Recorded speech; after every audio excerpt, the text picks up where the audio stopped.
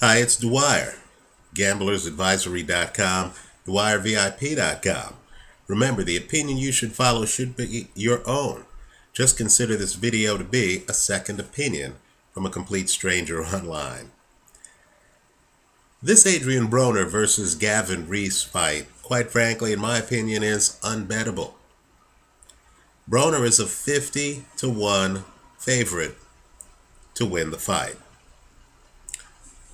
I just don't believe in betting $1 to win 2 cents, right? That's ridiculous. Let me go one step further. You know, boxing has upsets. Think about some of the major upsets in just the heavyweight division, right? Involving some of the biggest names, some of the more prominent champions in heavyweight boxing history, right? Mike Tyson losing to Buster Douglas, Lennox Lewis losing to Oliver McCall, Vladimir Klitschko losing to Corey Sanders, right? These are some of the biggest names in the sport, and they suffered upsets. I don't believe there's any fighter in the sport in a championship level fight who deserves to be a 50-1 favorite, no matter how good or great they are, right? I simply don't.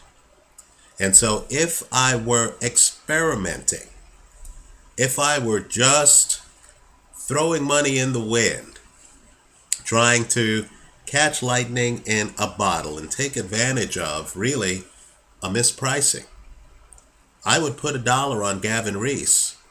Because, of course, if lightning strikes, if Rees gets lucky, Rees has a pretty good left hand to the body, right? If Rees gets lucky and lands something big, then maybe you get $50 back. But let me say this, and let me be as clear as I can be. I'm expecting Adrien Broner to win this fight. I'm expecting Adrien Broner to do so by knockout. I've looked at Gavin Rees on film. The one thing people need to realize is that guys with speed rule the world. They have an advantage that other fighters, if they don't have the speed, and if they don't know how to neutralize that speed, can't compete with, right? You see it in sport after sport. In boxing, a guy who has blinding hand speed and who's able to marry that with superior technique as well as underrated power is going to win fights like this by knockout. Now, Gavin Rees has only been stopped once, and that was when he got totally full of himself. This is really exhibit A of a fighter getting full of himself, dropping his hands, and practically daring Andre Kotelnik to close the show in a title fight. And that's exactly what Kotelnik did, right? But the point is simply this. Rees isn't that defensively gifted, right? He's a tough guy who trades. But he really isn't great at rolling with punches and dodging punches. He doesn't have those skills. He's a tough guy who'll come in and hit you with forearms and hit you with body shots. But understand, Adrien Broner protects his body. Look at where Broner's hands are when fighters are in close. Broner's all protected with his body.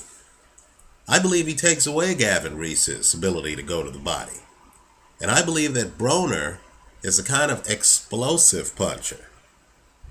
And he really is explosive. Let's remember, he stopped Tony DeMarco in his last fight, right? As you're dazzled by Broner's defense, understand that Broner is actually a knockout puncher.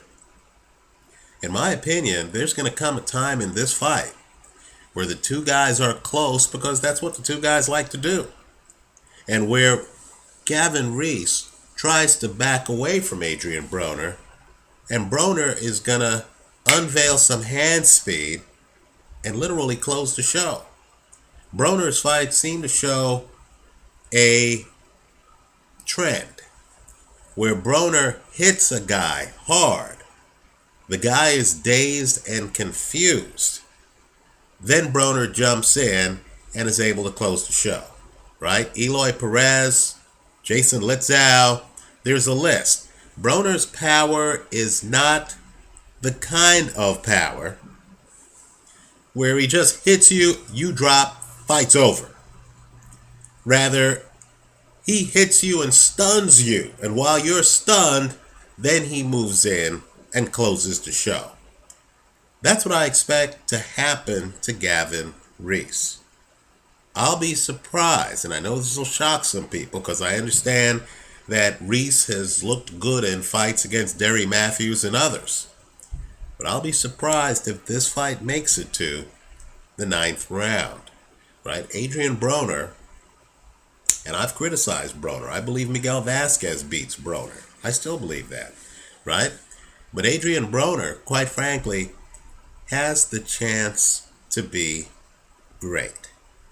It's literally against this kind of fighter, a slightly above average tough guy who doesn't really have blinding hand speed, who doesn't really, operate from angles, who doesn't really pump a jab. It's against this kind of guy that Broner will be able to measure him, right, as the fight goes along.